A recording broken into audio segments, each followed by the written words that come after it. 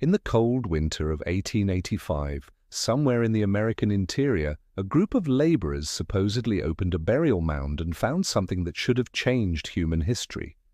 Beneath layers of packed earth, stone, and decayed timber, they uncovered human bones of extraordinary size, contain unusually heavy teeth. The long bones suggested men who, in life, may have stood far above the people gathered around the excavation. As the digging continued, one skeleton became several, and several became 17. Then officials arrived, the bones were packed into crates, and the entire shipment was allegedly sent to the Smithsonian Institution in Washington. That is the story repeated across books, lectures, websites, and late-night conversations about the hidden history of North America. In its most dramatic form, every detail seems precise. The year is 1885, the number is 17. The destination is the Smithsonian. The conclusion appears unavoidable. A federal institution received physical proof of a race of giants and then removed that proof from history. Yet the moment we begin searching for the original excavation report, the names of the discoverers, the shipping manifest, the accession numbers, or even the exact location of the mound, the story begins to change. Certainty dissolves into fragments, and those fragments lead into a much larger mystery. To understand why the legend remains so powerful, we must return to 19th century America, when thousands of ancient earthworks still rose above farms, river valleys, and expanding towns. Some were small burial mounds, others formed enormous geometric complexes, ceremonial landscapes, fortified hilltops, or animal-shaped embankments visible only from above. Settlers encountered these structures everywhere, especially across the Ohio and Mississippi valleys. Many refused to believe that the ancestors of living Native American nations had built them. Instead, they imagined a vanished civilization, advanced, mysterious, perhaps foreign, and sometimes physically gigantic. This belief did not emerge from evidence alone. It grew from the politics and prejudices of the age. If the mounds had been built by a lost race unrelated to Native Americans, then settlers could portray the land as already abandoned by its supposed creators. The theory helped transform conquest into inheritance. It also allowed Americans to imagine an ancient civilization that resembled the cultures they admired in Europe or the biblical world. Phoenicians, Egyptians, Israelites, Norse explorers, and wandering tribes from Asia were all proposed as the original builders. Giants fit easily into the same imaginative landscape. Newspapers eagerly fed that fascination. Editors needed striking stories, and accounts of enormous skeletons were irresistible. A farmer digging a cellar might uncover weathered bones. Quarry workers might expose a burial. Railroad crews might cut through a mound. Within days, a local report could describe a skeleton 7, 8, or 9 feet tall. Another paper would reprint the item, often shortening it, embellishing it, or removing the cautious language. By the time the story crossed several states, an uncertain measurement could become a verified fact. A single, large individual could become an entire race, and a collection of damaged bones could become a perfectly preserved giant. The name Smithsonian often appeared near the end of these reports. Sometimes local discoverers genuinely contacted museums or scientific institutions. Sometimes bones and artifacts were actually shipped for examination. In other cases, the Smithsonian may have been added because the name gave authority to a sensational article.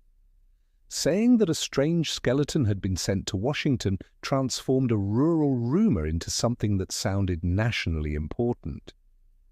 It also created the perfect unresolved ending. Once the bones left town, local witnesses could no longer examine them, and readers rarely learned what happened next.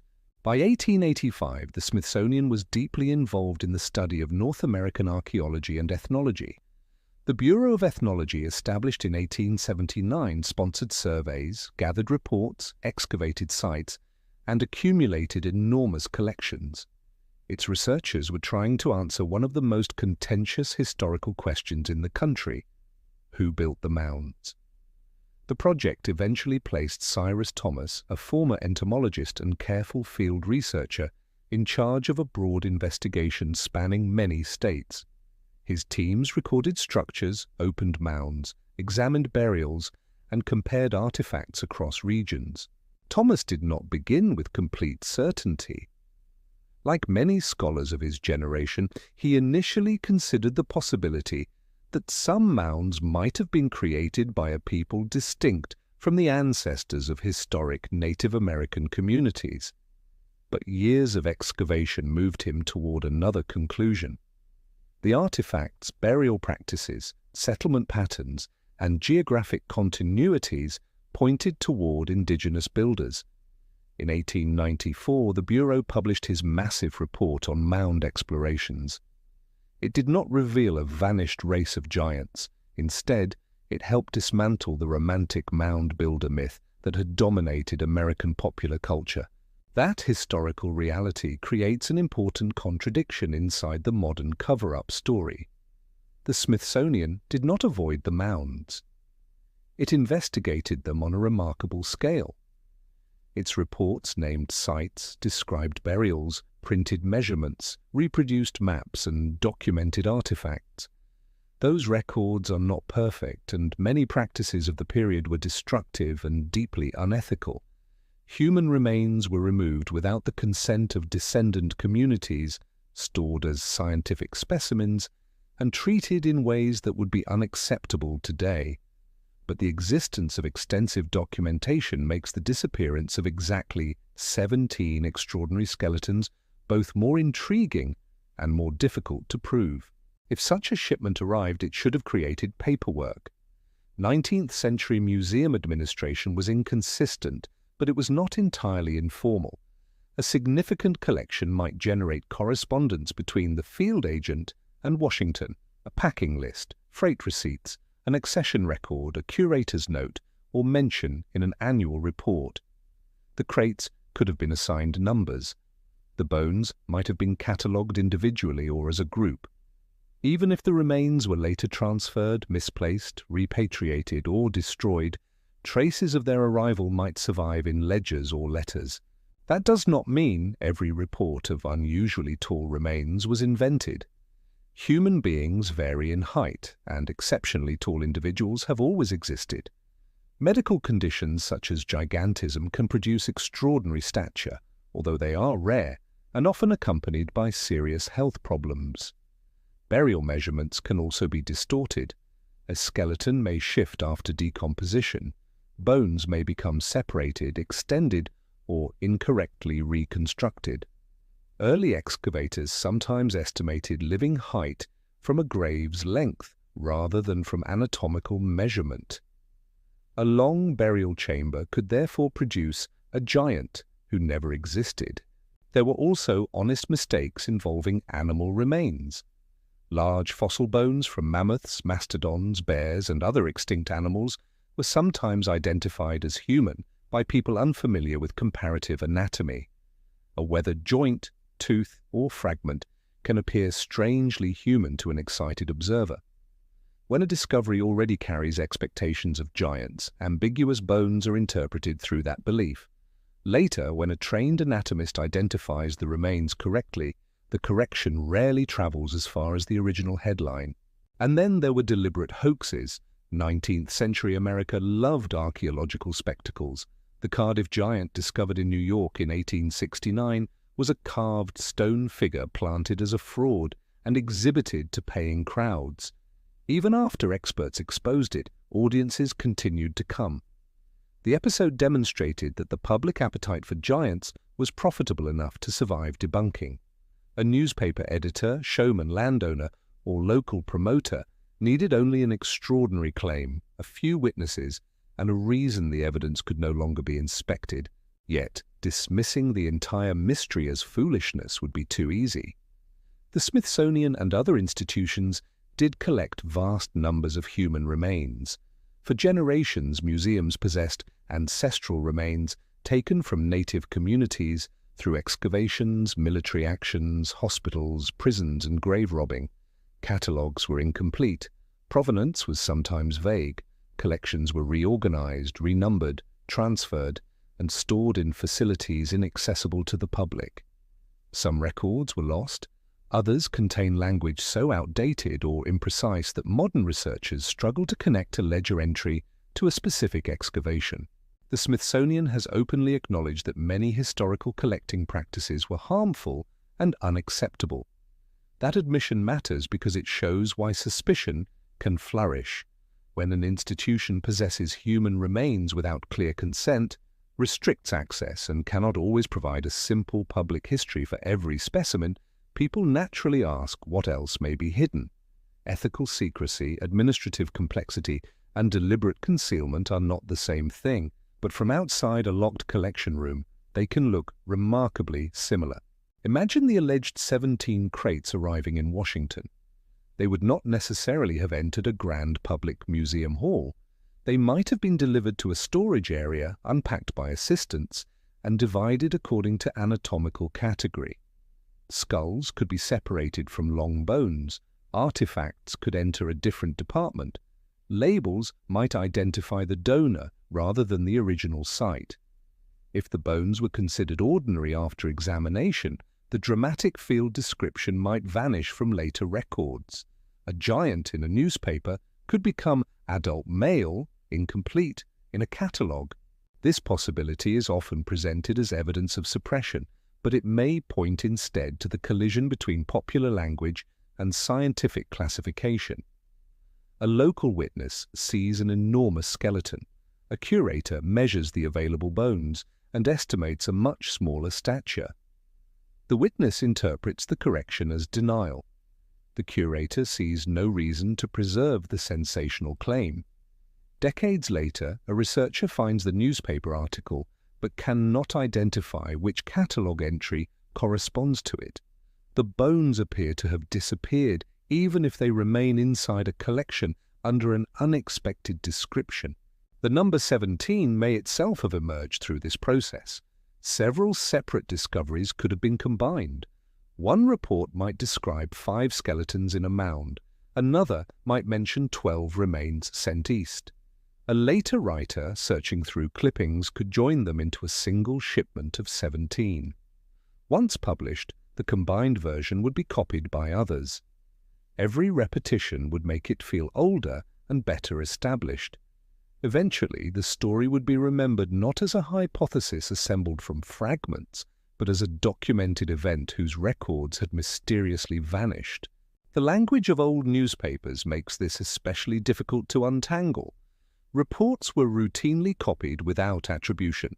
A story printed in Ohio might originate in Tennessee, yet lose its dateline along the way. Weeks later, the same article could reappear with a new headline and minor changes. Modern databases allow researchers to find dozens of versions, creating the illusion of dozens of independent witnesses. In reality, all may descend from one anonymous paragraph. Repetition measures popularity, not necessarily truth. Still, a repeated pattern deserves examination. Across many decades, reports describe large skeletons emerging from mounds, caves, construction cuts, and riverbanks. The remains are measured, displayed briefly, and then sent to a museum, university, medical school, or the Smithsonian. After that, they are said to disappear. Why does the story end this way so often? One answer is practical. Removal ends local access. Another is narrative. Disappearance protects the claim from later testing. A third is institutional. Museums really did absorb collections faster than they could document them properly.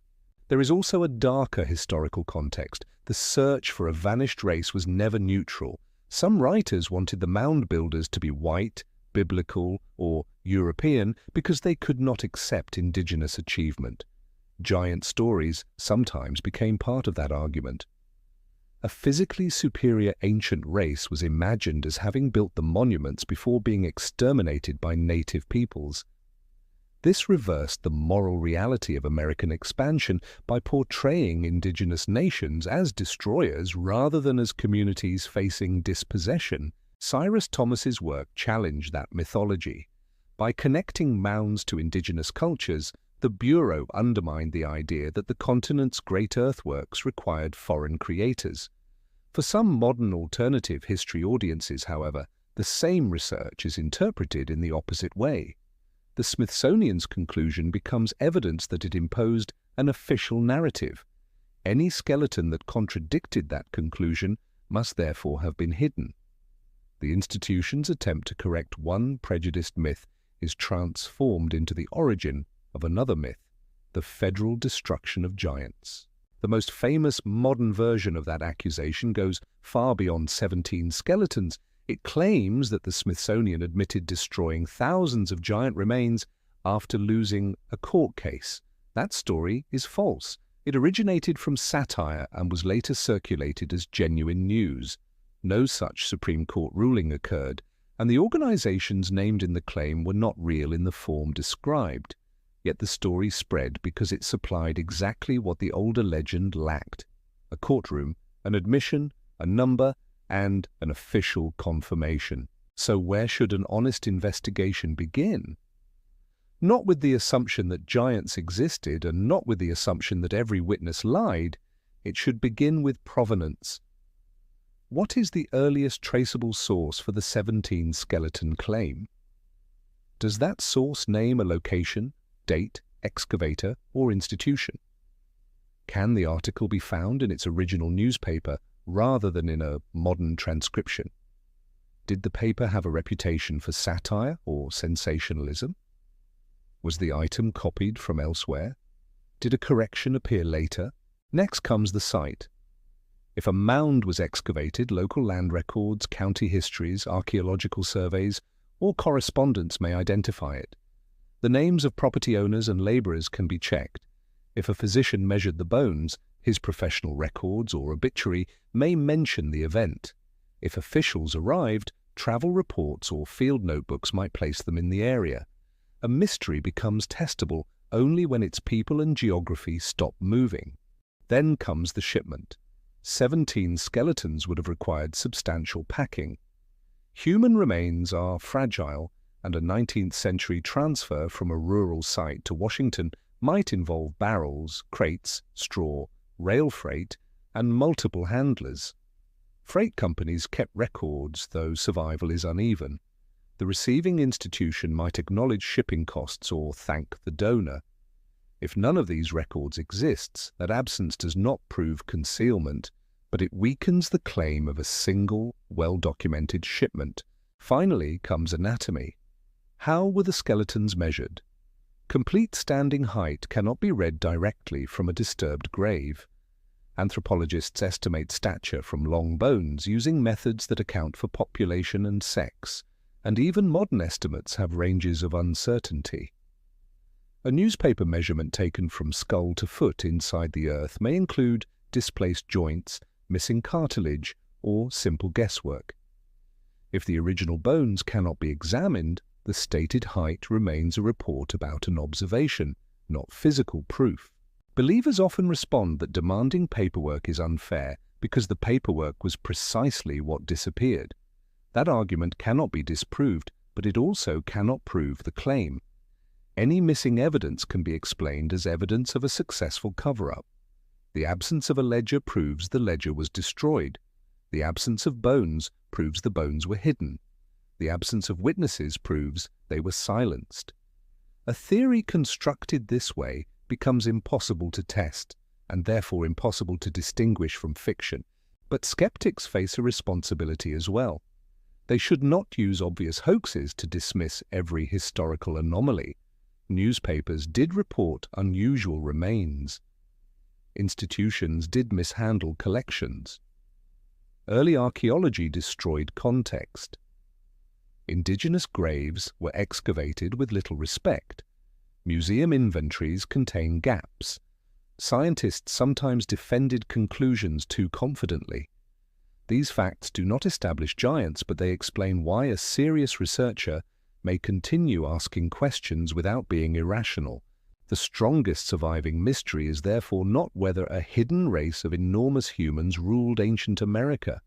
There is no verified anatomical collection proving such a population. The stronger mystery is how thousands of discoveries, remains, artifacts, stories, and local memories passed through a chaotic national system of excavation and collection. What was accurately documented? What was exaggerated? What was mislabeled? What was lost? What was removed from communities that never consented to its collection? Those questions are real, and their answers are still unfolding. That ethical reality changes the tone of the investigation. The bones at the center of these stories, whether ordinary or unusually tall, were human beings. They belonged to families, communities, and cultures. Calling them monsters, giants, or evidence of a lost race can repeat the dehumanization that allowed collectors to remove them in the first place. Any responsible account must preserve the mystery without turning ancestral remains into entertainment alone. And yet the image of the 17 crates refuses to disappear. Perhaps that is because it condenses an entire century of American anxiety into one scene. Local men stand beside an opened mound. Scientists arrive from the east. Bones are packed under supervision. A train carries them toward a distant institution. The town waits for an explanation that never comes. Years pass, witnesses die. The mound is flattened. A clipping yellows in an attic. When someone finally asks the museum, no employee recognizes the story. There are several ways this scene could have developed without a conspiracy.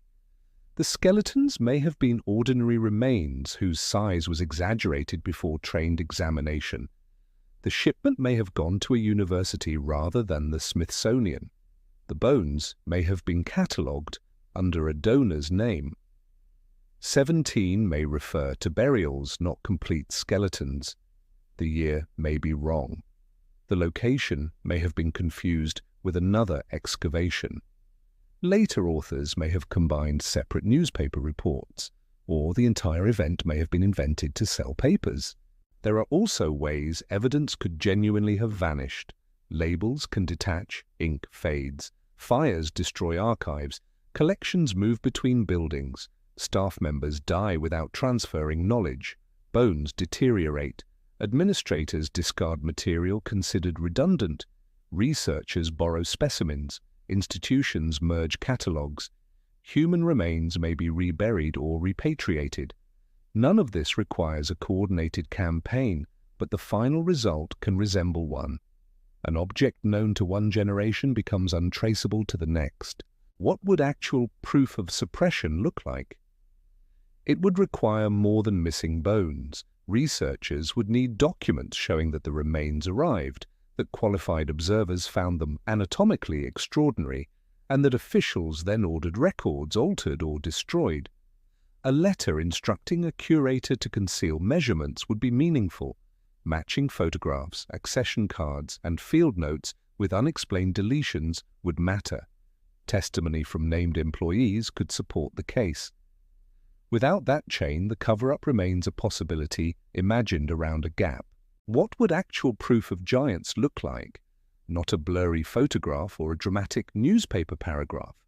It would require verifiable remains with secure archaeological context, documented excavation, independent anatomical analysis, reliable dating, and ideally recoverable genetic evidence. One exceptionally tall person would prove only that an exceptionally tall person existed. A distinct ancient population would require multiple individuals across sites, consistent traits, and evidence that survives expert scrutiny. No such collection has emerged from the 17-crate legend. That conclusion may disappoint anyone hoping for a final revelation beneath the Smithsonian, but it does not make the story worthless. Legends often preserve the shape of genuine historical conflicts, even when their details cannot be confirmed. Here, the conflict is between local memory and national authority, spectacle and science, collecting and consent, archival order, and institutional chaos. The legend also warns us about the seduction of precision. 17 skeletons in 1885 sounds far more convincing than some large bones were reportedly found sometime in the 19th century. Exact numbers and dates invite trust, but precision without provenance is decoration. Before repeating any historical claim, we should ask where each precise detail first appeared. If no source can be found, the detail may have been added precisely because it makes the story harder to resist. Suppose, however, that a forgotten accession card is discovered tomorrow. It lists 17 human skeletons received in 1885 from a mound excavation. Would that prove the legend? It would confirm an important part of it, but not the giants. Researchers would still need to identify the remains, examine measurements, and determine whether the original description was accurate. The discovery would be significant because it reconnects a story to a real collection, not because every later claim automatically becomes true. This is why the mystery remains alive. The Smithsonian is large enough to feel unknowable. Its collections contain millions of objects, specimens, documents, and remains gathered across generations. No single curator could know every item. When an institution says it has no record of a sensational shipment, believers hear a carefully worded denial. Archivists hear a normal limitation. Searches depend on names, dates, catalogue systems, and surviving descriptions. Both interpretations arise from the same silence. Somewhere in that silence is the reason the 17 skeletons matter. They represent more than enormous bones. They represent the fear that history can be collected, labeled, locked away, and rewritten by those who control the archive. That fear is not entirely imaginary. Governments and institutions have concealed information. Museums have taken sacred objects and human remains. Scientific authorities have made serious mistakes. But those truths cannot be used as automatic proof for every extraordinary claim. The responsible conclusion is uncomfortable because it satisfies neither extreme. We cannot verify that the Smithsonian received 17 giant skeletons in 1885. We cannot produce accession numbers, authenticated measurements, or surviving remains that establish the event as commonly told. At the same time, we know that 19th-century newspapers repeatedly published giant skeleton reports, that the Smithsonian conducted extensive mound investigations, and that institutions accumulated human remains through systems now recognized as unethical. Between those facts lies the legend. It may be a fusion of several excavations. It may preserve a distorted memory of real remains sent to Washington. It may have grown from a newspaper exaggeration. It may reflect the confusion of old catalogues, or it may be a story constructed later from the recurring phrase that appears again and again in historical clippings. The bones were sent to the Smithsonian. Until the earliest source is located, the exact claim remains unproven. Until the collection history of every candidate specimen is reconstructed, the possibility of a forgotten connection cannot be completely dismissed. But possibility is not evidence, and mystery is not confirmation. The most revealing discovery may not be a hidden skeleton at all. It may be the realization that a story can acquire the authority of history simply by repeating a precise number, naming a powerful institution, and allowing the evidence to disappear at the perfect moment. So imagine those crates one final time. 17 wooden boxes sit on a railway platform under a grey 1885 sky. Each carries a label.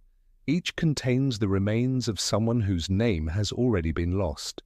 A clerk signs a paper. A locomotive pulls east.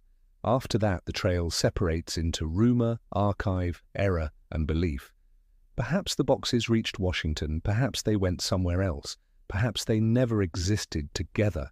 What survives is not proof of giants, but a question about who controls the past when the witnesses are gone and the records no longer agree. The answer is not hidden in a single dramatic accusation. It is buried across newspapers, field notes, freight ledgers, museum catalogues, tribal histories, and forgotten correspondence. Recovering it would require patience rather than certainty, and respect rather than spectacle. If the 17 skeletons were real, their story deserves evidence.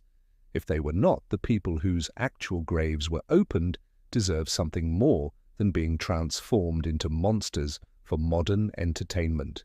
The Smithsonian may never produce 17 giant skeletons because the famous shipment may never have existed as described, but the deeper archive remains unsettled. It contains real removals, real silences, and real human beings whose histories were fragmented by the very institutions claiming to preserve them. That is not the clean revelation promised by the legend. It is more complicated, more disturbing, and far more important. Perhaps the greatest secret was never that giants once walked across America. Perhaps it was how easily bones became objects, how quickly local discoveries became national property, and how completely the dead could be separated from their identities. The legend asks us to search for extraordinary bodies. The archive asks us to confront an extraordinary failure of memory.